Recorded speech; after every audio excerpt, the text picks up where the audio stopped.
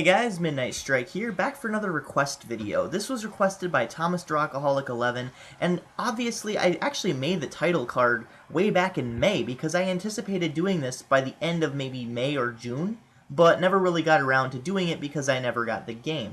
Now, that being said, I actually picked it up as a launch title for the PlayStation 4, so it'll be my first PlayStation 4 game, Injustice, right here, Gods Among Us. Now, it should be noted that this is a PS3 to PS4 port, so it might not look as up-to-date as, say, Killzone Shadowfall or the glorious, amazing-looking Need for Speed Rivals, as I said in my review of that game, but it is definitely up there, and it does look good on its own, because you can tell that the cutscenes were taken directly from the PS3 version, but the gameplay was up-resed accordingly, so you can actually see a lot clearer, and it doesn't have the little letterbox thing that was going on with the cutscenes. So I don't know why they didn't choose to up-res the cutscenes as well, but I'm actually kind of glad they didn't because you can see the difference, you can see the jump from PS3 to PS4 all the more clear. But other than that, there really isn't any difference between the two, PS3 and PS4. Because I've played both of them. My friend actually owns the PS3 version, and I played it before this one. Another difference is, see the controller? Yes, I reviewed the controller. See the touchpad right here? Yeah, in the minigames in the PS3 version and the 360 version, where you are supposed to be pressing buttons in order to either deflect or reflect the villain's projectiles that he's throwing at you or his attacks, it is swapped with little swiping minigames. So you swipe this way, you swipe that way, you swipe this way, in order to deflect certain attacks. You basically just follow the commands that they're commanding you to do, and it'll react accordingly. So with that, you can change it back and forth. If you don't like the touchpad, you can change it to the buttons. So I did like that there's at least the option to do that.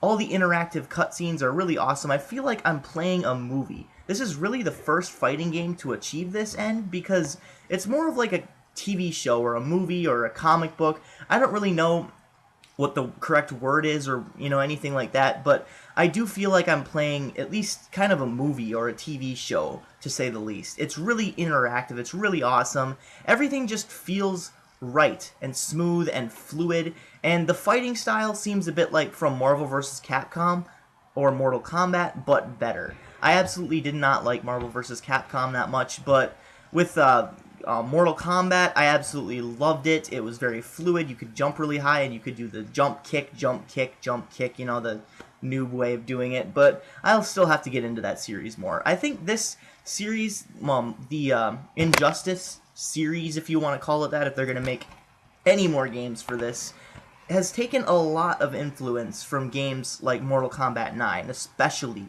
Mortal Kombat 9, as you can tell because Scorpion is in this game. Yes, that's right, Scorpion is in this game. I don't know if he was a DLC character on the PS3 and 360 version, but as this is the complete, hardened, unlocked Ultimate Edition right here, it has everything. So, I know this isn't the cover I used on my title card, but like I said, this was before I got the PlayStation 4 that I actually made that title card. So, thank you, Thomas Rockaholic, for actually requesting that I review this. It's a very good game, but I do have some gripes with it.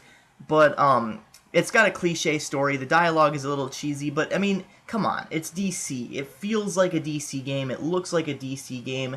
And it acts like a superhero game, basically. That's all you can really ask from it. There are a few things that are toned down, DC-esque. Like, say, when the characters are, like, this close from actually killing someone, it doesn't show it, or it doesn't show the blood at least, but, then again, like I said, it's Saturday morning cartoon, DC, at its finest. It's got a really convoluted plot, but it handles it very nicely, I must say. And when it comes to the gameplay mechanics and the moves themselves, they're relatively easy.